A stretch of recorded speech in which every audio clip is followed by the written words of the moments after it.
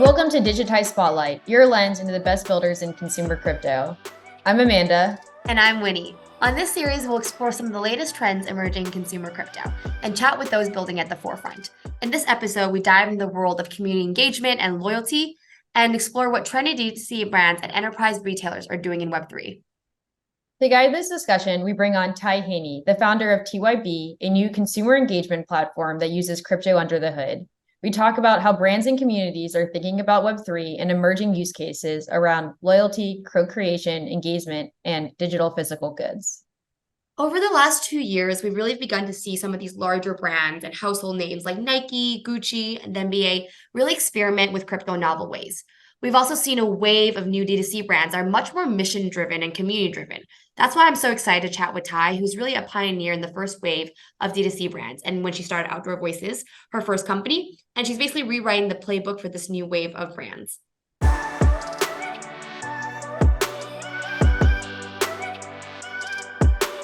Hi, thank you for having me, guys. Of course, we're super excited to have you on this episode of Digitized Spotlight.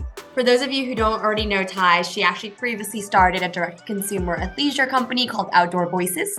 And a large part of what inspired her to start TYB, correct me if I'm wrong, and why she went down this whole crypto rabbit hole were some of her experiences at Outdoor Voices. So maybe to start us off, Ty, maybe you can give us a quick intro about yourself, chat about your unique journey into consumer crypto and how you're building TYB. Yeah, of course. So started Outdoor Voices out of college when I was 23 in New York City and built essentially this activewear brand in a traditionally male-dominated space that was focused on freeing fitness from performance. And really the goal there was to inspire people to move their bodies on a daily basis for fun with friends, socially, for the fun of it. And it really, I guess, took kind of a young demo by storm, became kind of a D2C darling overnight. And I spent 8 years building Outdoor Voices. And I look back super fondly on that experience. Throughout that experience, one thing very much stood out. We had this many thousand person distributed network of ambassadors. We called them doers.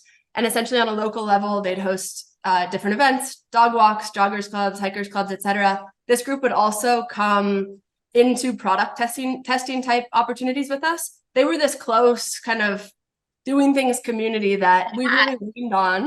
Yeah, the hat, you've seen it on the West Side Highway, etc. But they were this close, connected community that truly became our most productive way to introduce new people to the brand. And so coming off of the Outdoor Voices experience and understanding, the benefits and the challenges of direct to consumer, it was super clear to me that we were spending way too much money acquiring non-sticky, unsticky, whatever the word is, customers through Instagram and Facebook paid ads. And so through my experience at Outdoor Voices and really nourishing and growing kind of this community of doing things members, I got really inspired around creating community as a growth channel for brands, and I'm using kind of blockchain to power that experience. Yeah, and I'd love to learn more about the learnings that you had from Outdoor Voices. I know you mentioned you were spending too much time and money on customer acquisition. But are there any other learnings that you take away from your time at Outdoor Voices and how you've incorporated with TYB? Most D2C brands have 10% of their consumers that make up 90% of their revenue. And so it just makes sense to go focus on that group and drive more value out of that group, leverage that group to acquire more super fans, and essentially grow that 10% to 12%, 15%, etc. And I think a lot of consumer brands have had to kind of shift their focus from acquiring customers to now retention. Like every CEO or head of marketing that you speak to is now fully focused on how do I keep my customers with me?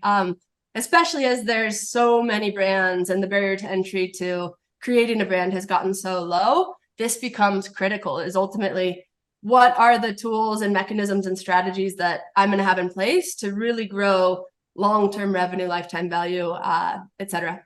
Yeah, it's almost like you're empowering the everyday consumer super fans, power users to become ambassadors versus having a large influencer budget to do that.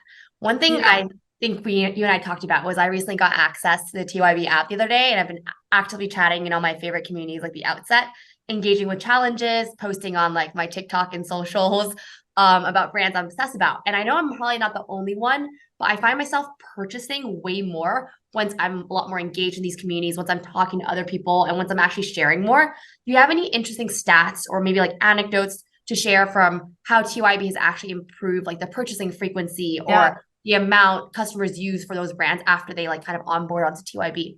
Yeah, frequency of purchase is really kind of the first metric that we're focused on when we onboard a brand. And we have a feature, it's called our redemption feature, that is integrated with Shopify. And so as members of a brand are earning coins for completing challenges like you've described, they can now take those coins and then redeem for product on a brand's Shopify site. And so what that does on our end is allows us to create a dashboard where we can show the brand the comparison between their TYB members and then non-TYB members and everything purchase history related. And so what we've seen on average is 30 days in, TYB members for a community purchase 8% more frequently than non-members. And that directionally is exactly the right type of signal that we're seeing here. At the end of the day, like, and I'll describe kind of what TYB does, you know, from start to finish, but what we're allowing brands to do is make community measurable and for the first time be able to take engagement. So sharing to social, submitting reviews, showing up to events, and connect it to purchase history or purchase data. And so you're essentially connecting your right hand and your left hand. And it sounds simple, but it's something that's been missing from a brand building toolkit forever. And that just kind of the final note there is that's like very much in this early inning phase of the platform.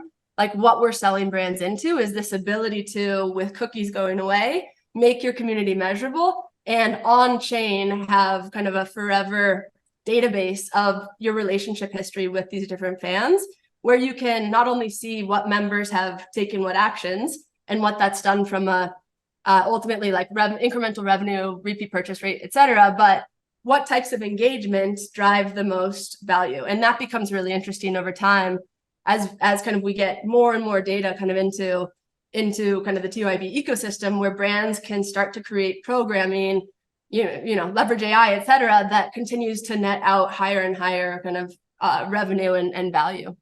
That makes a ton of sense with me and resonates with a lot of what I read about, you know, cookies phasing out and the need for first party data.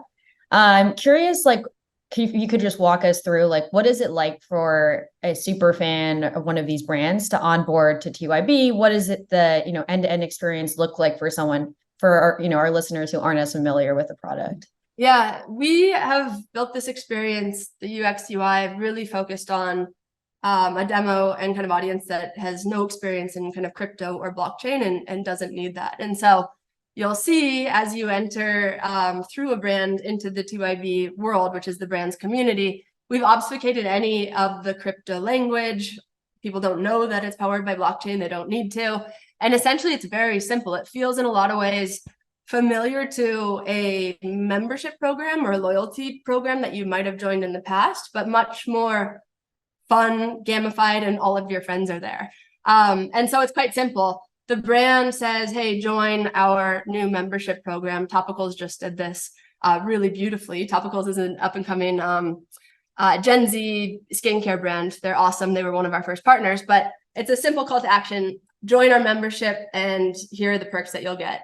And so there's a linking essentially anyone who wants to join to the front door of the Topicals community. And there's this GIF, which is essentially the collectible that represents your membership. And so in every instance, the community member has to unlock that collectible. For Topicals, it's called the $1 million faded collectible. And it literally gets you access into the community. So this collectible, similar to Outdoor Voices, a digital version of your Blue Doing Things hat, not only becomes a signifier or kind of like status symbol of your joining a community, it technically is your key into this community. And so first step is unlocking this collectible. It acts as your key. It lands in your wallet. So we're spinning up wallets for people for the first time. And now you have kind of the ability to interact with other community members within this membership program. And you now have ability to complete different challenges and earn for those challenges. That's cool. Great. In terms, you mentioned topicals, one of the brands, I'm obsessed with it. I use some of their creams. Can you tell us a bit more about the other brands on TYB today? And like, what are some interesting behaviors you're seeing within these communities? For example, I know topicals, they have two different communities. And what about some like very creator or like celebrity driven brands? How are they kind of thinking about TYB?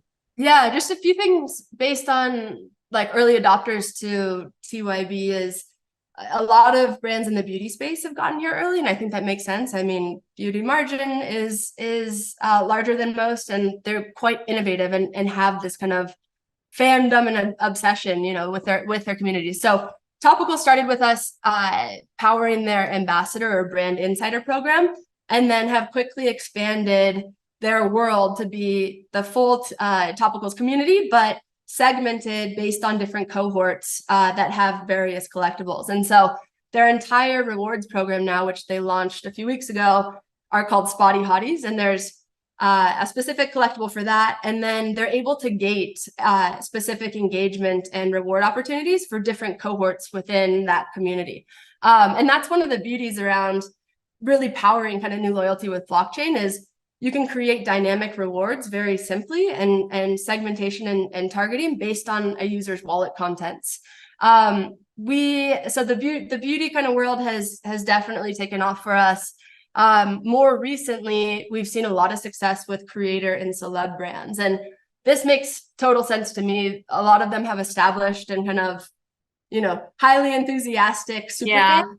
And they need a channel, an own channel where they can essentially harness that enthusiasm and kind of evolve that enthusiasm that might show up on the Reddits of the world or the Instagrams of the world, and power it productively to turn these super fans into customers. And so at least 30 days ago, I'm not exactly clear on the timing, but we went live with The Outset, which is Scarlett Johansson's brand.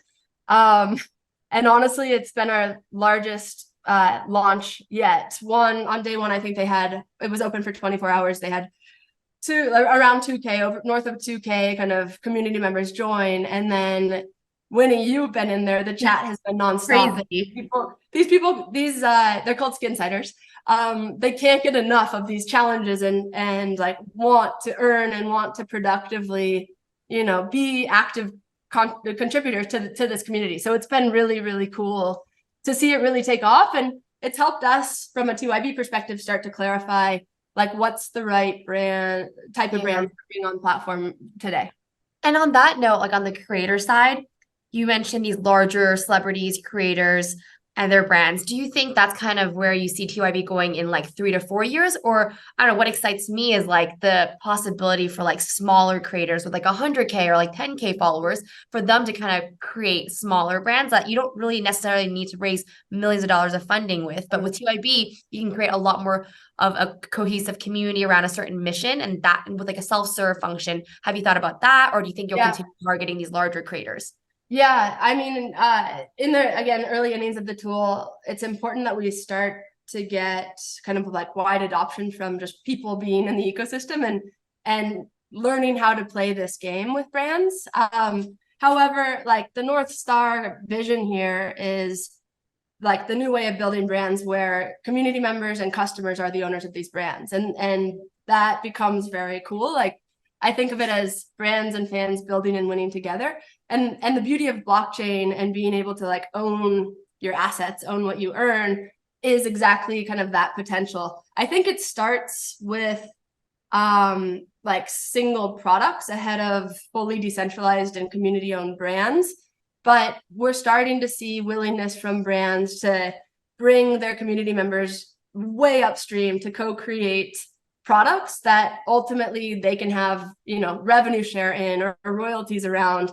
One thing that's been interesting to me, and like I wish this could happen overnight, is in the retail and consumer world, like it takes a bit of time for them to feel comfortable with this new, you know, technology, but way of involving and empowering the community. So I think like from a mass perspective, it's going to take time to get there, but I'm on the same page as you. Like owners, the users and community members of a brand being owners and having aligned incentives in that way is like the beautiful future that I get excited about.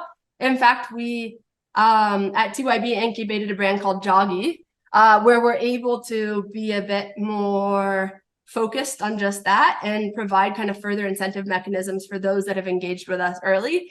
But I absolutely think the ability to fund in a different way and like new monetization levers through formalizing relationships on chain and funding creator brands is in the near kind of 1 to 2 year potential.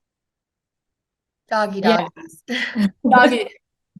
Doggy energy, baby. This guy behind me needs some. Very sleepy. But yeah, Winnie, you've been part of Joggy. Tell me about your experience. No, I love Joggy. I was, I guess one of the things like, Yeah, to take everyone back about how like the Joggy energy drink is, you guys asked a survey in the TYB platform for like different flavors of it. And as a community holder, if we had a Joggy Doggy collectible, right? We basically voted. I remember voting back in like February or March, like January. And then you guys made that drink. And now I recently saw that it was sponsored or like the drink of choice at the All In conference. Is that true? Yes, it was the energy beverage of the All In conference. But yes, great kind of recap. We just kind of quick history on Joggy. Started Joggy and sold 500 Joggy Doggies, these little animated, very cute Joggy Doggies as the membership into Joggy ahead of launching any product. And so it was $250 each, and it came with all of like a list of perks. And so I think in 40 hours, we sold out 500 of these and have grown that base of 500 members to close to 2.5K now. And literally the vision of Joggy is to replace the Red Bulls and Celsius's kind of overly synthetic and sugary energy products of the world with clean plant-based energy. However, we have started from zero this new energy drink creation with this community. So they've been involved the entire way. And it goes live for the first time, this community co-created version next week with Foxtrot. And so two things there, like we've been able to like quickly learn preferences, taste, flavor, carbonation with a substantial size of Joggies, and now have a built-in kind of distribution network as to amplify the launch as we go to market. So that's a great kind of little vignette. Oh yeah, I'm afraid to drink my Celsius, but we had to replace the Celsius and Red Bulls in our office, and I like messaged the team about putting Joggies in there. Yes, we're doing it. No, that's a super awesome example to help illustrate what you're working on with TYB. I'd love to go back to what you were saying about brands being somewhat reluctant around the technology. When you're pitching to various brands to come on to TYB, what role is crypto as part of that pitch? Is it core to the advertisement that you're giving, or is it something that's just on the back end? We don't speak about it.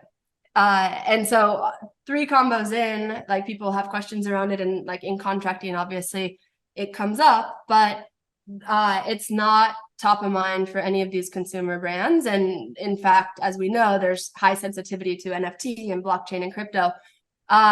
When I do speak about it, I use the term on chain, which I know Base has kind of nicely entered the world with. Like that slight kind of copy distinction is something I think that will resonate nicely with the consumer world. But no, we don't talk about it at all. We essentially focus on the interactions and the value creation that blockchain powers. But it's definitely something we stay far away from in those combos. Does not help convert for sure. Makes sense. I mean, obviously there's a lot of baggage, and we saw a lot of these big brands getting into the NFT space and selling NFTs. And a lot of kind of my critique of those initial experiences were while they drew noise and were stunty, like once you buy an NFT, so what? Then what happens? And so really our tool is around this kind of continued long-term way of engaging and rewarding and getting away from kind of these one-time so what moments that, you know, oftentimes are kind of in the past, recent history have been really around speculation, hype, and kind of the wrong incentives to really kind of create value for brands over time. Yeah, and building on that, curious, like where do you see brands going in the next like 10 years in terms of their strategies, and how is that influencing the roadmap at TYB? Yeah, I think a lot of people have been like figuring out how to crack this. But I love the idea, and what blockchain should be able to do very beautifully is make loyalty points or brand coins more relevant. And so on the TYB side, we have all of these brands joining, building their worlds here, and then all these users with one portal into rewards and coins from their favorite brands. What we get excited about is the ability to allow users to exchange these coins. And so parade coins exchanged for away coins. And our thought is, as we make coins, loyalty points, more relevant, social, and shareable, they're going to be used more. And so that is really kind of the North Star vision, within the next 2 to 5 years is people talk about it all the time in kind of the crypto world, but the interoperability. And that's like a tangible and exciting use case as we think about value for both the consumer and brands. I love that. I think we kind of see it today in like loyalty between like airlines and like, Ubers and Lyfts, right? Or like airlines and hotel points, but it's not very interoperable. It's like a system that's like quite antiquated. Do you think brands have to, like in the example you gave with like Away and Parade, do you think they have to like opt in to it? Because like, why would I, as like a larger brand, want people to like earn tokens at a smaller brand for that, reward? Like, how do you think about that?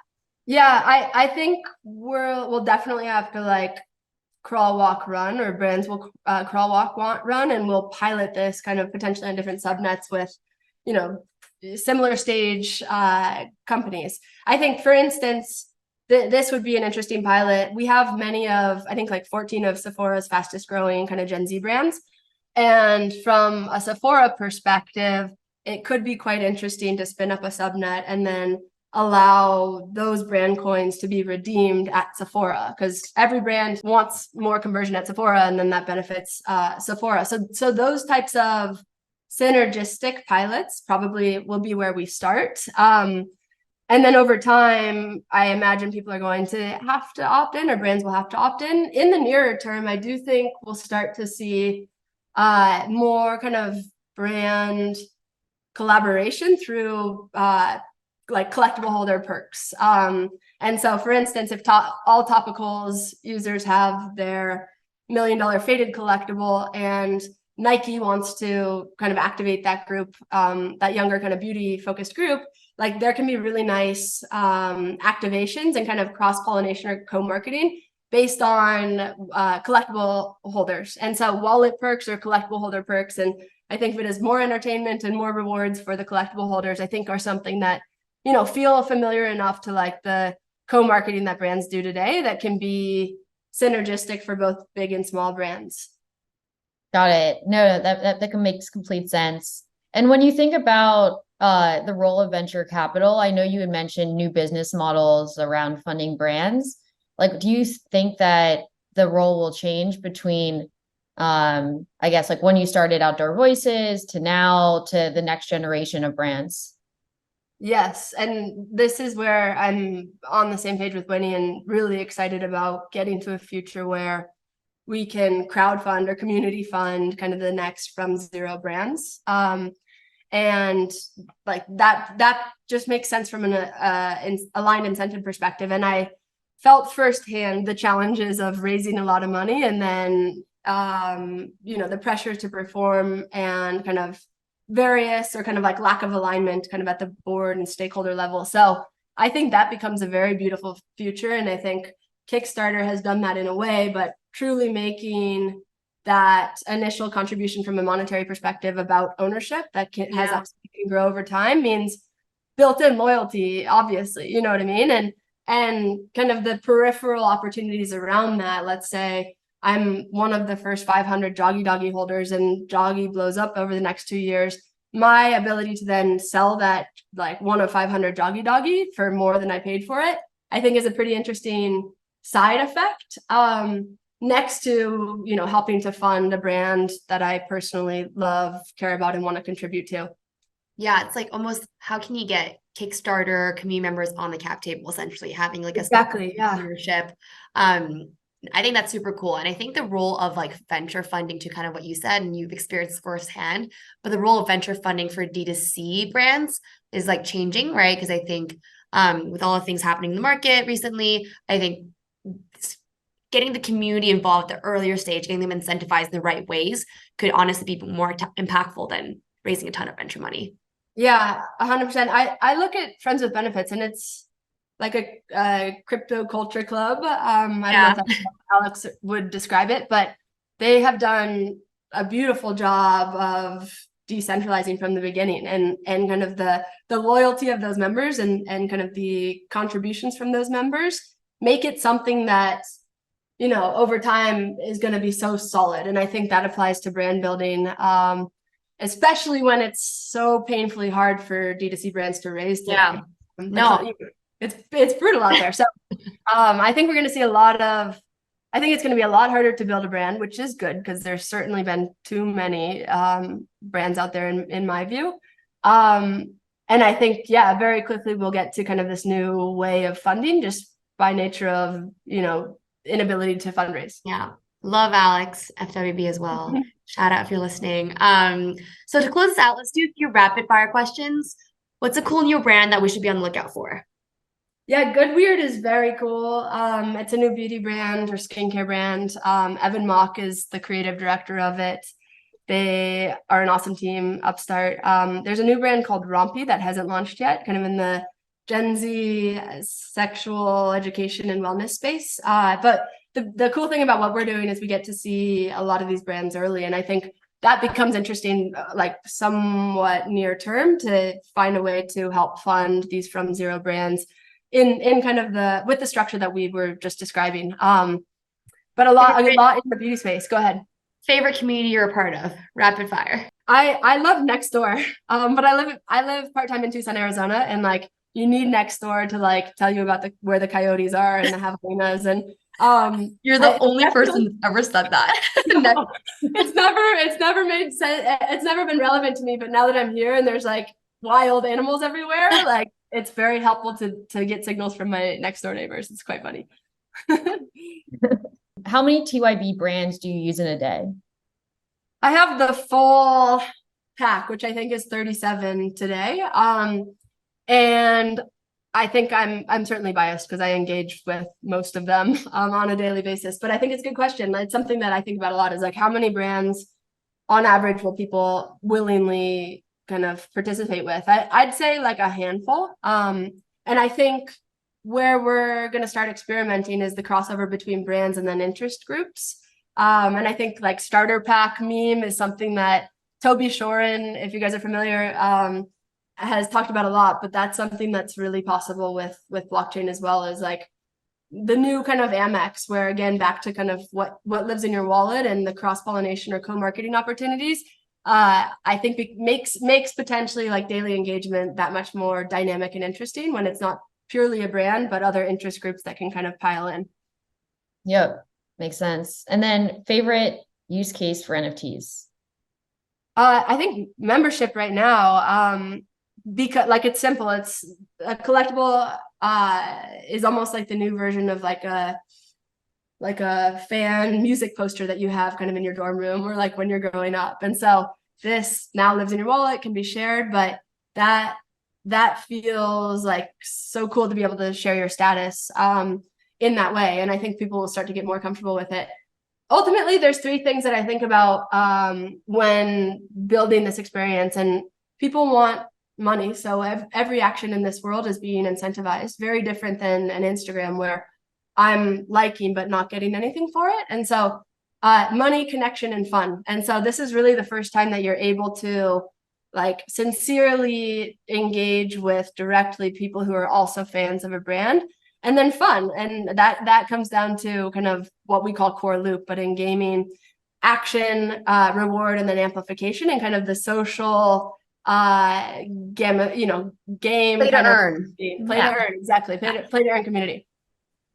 Yeah, no, I love that phrasing that you had on your website. Cool. So much. It's been so great to have you on Digitized Spotlight. Where can listeners find you and learn more about TYB? Yeah, of course, tyb.xyz, and you'll see our whole full suite of brands. That's how you join a brand. Right now you have to, or that's how you join on TYB. You have to go through a brand, but we have awesome brands to join.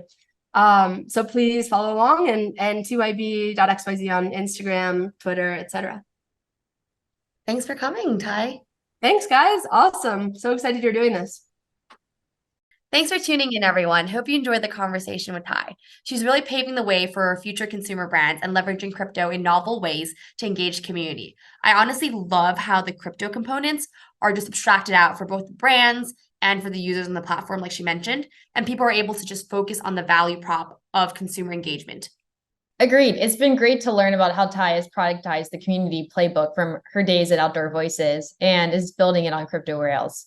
Follow us as we chat with more founders building at the intersection of consumer and crypto. Bye. Bye.